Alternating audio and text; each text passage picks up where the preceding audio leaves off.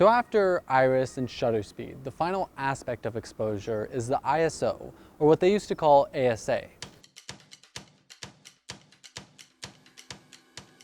The ISO has changed over the years though, and what it was once for film has in a way translated into digital, but slightly different now. So the ISO or ASA became a rating system to say how sensitive a piece of film was.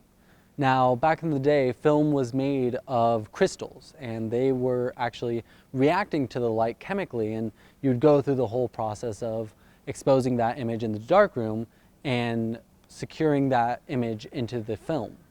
Now, 100 ISO meant that the film had very fine crystals, that you'd have a very clean image, but it would also require much more light to expose that image.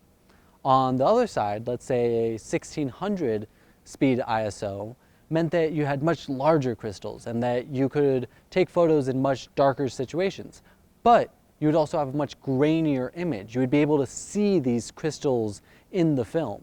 And a lot of people say that they love film because you had a texture, because those crystals were random. They created a different look to them.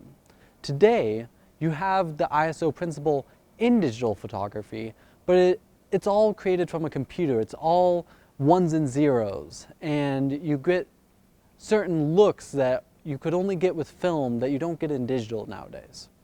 So today, in modern photography, digital photography, we still use the ISO rating system. It's the same numbers. 100 ISO means that it'll be less sensitive and require more light, and 1600 ISO means it'll be more sensitive and you won't need as much light.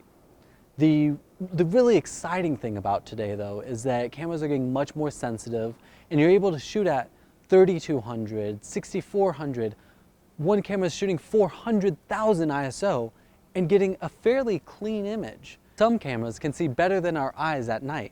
So as you increase your ISO in the digital age, you still have to worry about that grain, the same as you did in film, but slightly different today because it's a computer reproducing an image that isn't actually there, whereas the crystals were reacting to actual light.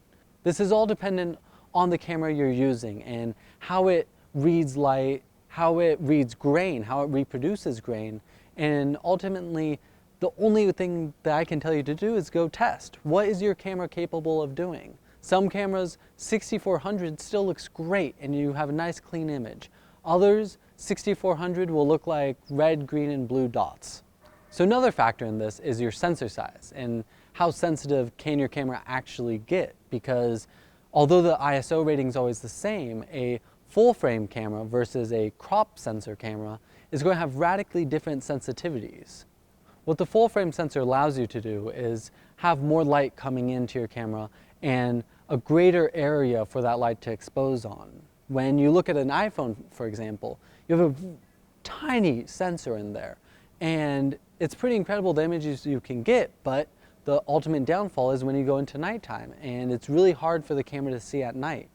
A professional camera though, like the Nikon D800, has such a large sensor that you're able to see in very low light situations. So remember that although the iris and the shutter speed affect how much light come in, your ISO rating is going to ultimately affect how sensitive is your camera. The best thing you can do is go and practice and see what your camera is capable of. What ISO rating do you prefer, but what are you okay to sacrifice? When is grain okay and how sensitive are you willing to go?